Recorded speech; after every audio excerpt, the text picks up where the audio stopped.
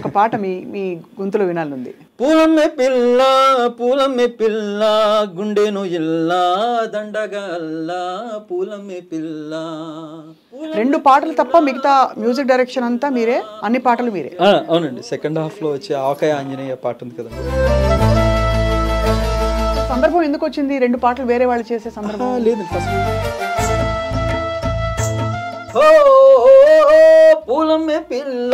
పూలమ్మే పిల్ల అమ్మాయి జల్లో చేరేది ఎల్లా పూలమ్మే పిల్ల. బాగుంది పాట.